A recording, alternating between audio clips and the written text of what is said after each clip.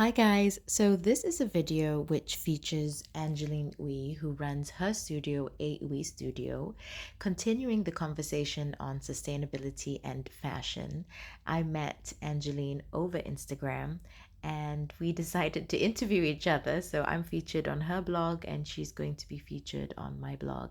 So I look forward to sharing this interview with you. Enjoy. So I'm here at the Cocoon Space and I'm going to meet local fashion designer Angeline Oei, who owns and designs under aoei.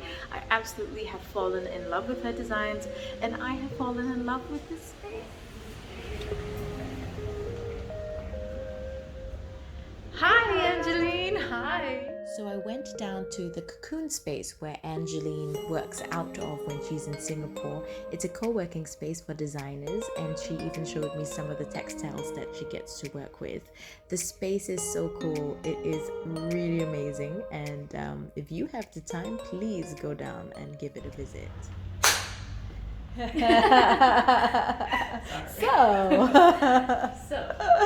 So Angeline, tell me a bit about yourself and what you do. Okay, so I'm the designer of aoei Studio, which is a contemporary women's wear brand based in Singapore and Seattle. My brand, as you can see, it's very much focused on just clean architectural designs, modern classics, and original textile prints. My fabrics are sourced primarily from Japan. They're natural fibers, 100% cotton or tencel, which is a bamboo fiber. So sustainable and biodegradable fabrics, basically. And my pieces are sewn either by myself in Singapore or by my seamstresses who are also based in Singapore. So for me, like small batch manufacturing and local production is really important so that I can understand the whole supply chain. I can understand who makes the pieces. I can also see whether or not the environment that you're working in is professional, is fair, is ethical. So for myself, I have been in fashion for almost 10 years now. I studied fashion design in Amsterdam.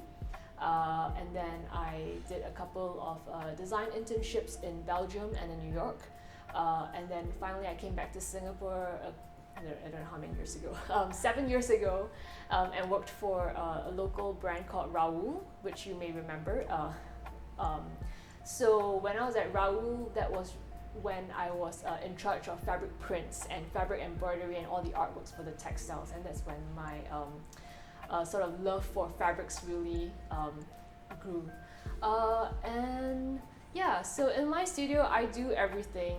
I'm a one-man show. I do everything from design, prototyping, creating the paper patterns, sewing, coming up with the visual for the photo shoots, for the website, and for me, I just love being actively involved in all the aspects of garment production. Not just garment production, but also the production of the brand and how I want my brand to be seen by others. Tell us about your childhood. So my childhood, I'm a very imaginative person. I would always play with my dolls and think of what they would wear. I actually as a child I was always drawing. I was always drawing people in particular. I didn't really draw anything else. I was always thinking, oh, what would this person wear? What would this person wear? I don't know where that really came from. My family is of artists and non-artists. Like my dad's an engineer, my mom's a housewife, my brother's an artist, my sister's an architect. So there was always some kind of design element in growing up. But I really enjoyed drawing people for some reason.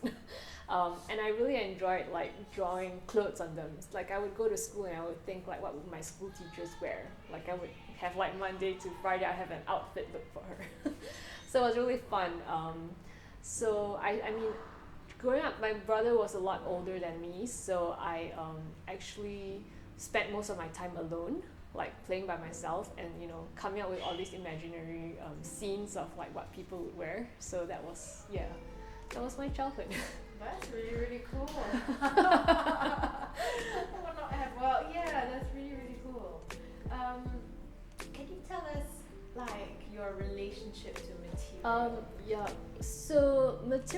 for me, it's actually a much trickier, more complex thing, especially for clothing, because fabrics are so soft and so malleable. It's really three-dimensional. It moves differently under different lighting. It moves differently on different bodies. It's something that's really hard to get a grasp on. It's different from like product design, where you get something stiff and static. I'm really kind of just fascinated by it as a general sense. I only really started understanding like the materials I was working with when I went to school in Amsterdam.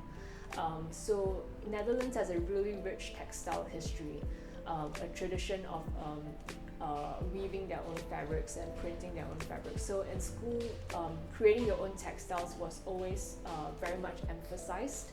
Like for our graduation collection, we had to knit, we had to print, we had to experiment with just how you can create new textiles out of existing materials. What are some favorite materials? So currently I love, like, can I show? Yeah. So this is a tencel fabric. It's thicker, but it's got a really nice weight to it. It feels like silk, but it's much easier to care for than silk. And then I love like cotton as well. So I design the fabric prints, for example, and I tend to use like 100% cotton fibers. It's a cotton twill which gives a little shine to the actual fabric itself, the twill finishing. Yeah.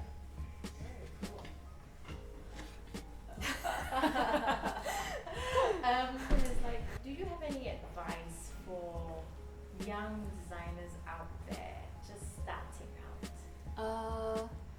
Yeah. So I think if you're just coming out of school, I would definitely advise to get a job with a fashion company. And I know a lot of people resist that because they're like, who wants to be in a 9-to-5 job? But for me, like working for other companies was really the starting point for a lot of things that I do today, because you just really get to understand what happens within the industry. You get to understand how different brands operate. So I worked for independent designers like myself. I've worked for mid-range luxury brand. I've worked for mass market company. So you really get a sense of like how production works, small batch or mass market. You get an idea of the kind of materials that a mass market company is interested in versus an independent company, where you have more control over the kind of fabrics you want, but maybe the cost is much higher. And I think that also in terms of design aesthetics, design is something, your ideas of what's inspiring, what's interesting will keep changing with time. But I think a lot of like where my design styles come from is a combination. So for example, like I worked for a brand in New York that was all about like 90s minimalism, street style, grunge, and then in Belgium I worked for a brand that was really about just beautiful leather, silk, very very precise, fine tailoring, craftsmanship, beautiful fabrics, but things that are so subtle that you don't see outwardly. And then I worked for Raoul, which was a lot more fun, feminine stuff, prints, colors. So I think all of that has really sort of played into where I am today. Returning to the question, then my advice is therefore I think that getting a lot of experience before you enter the market is really important, especially because this is such a competitive and oversaturated market that you really need to know where you are before you start something.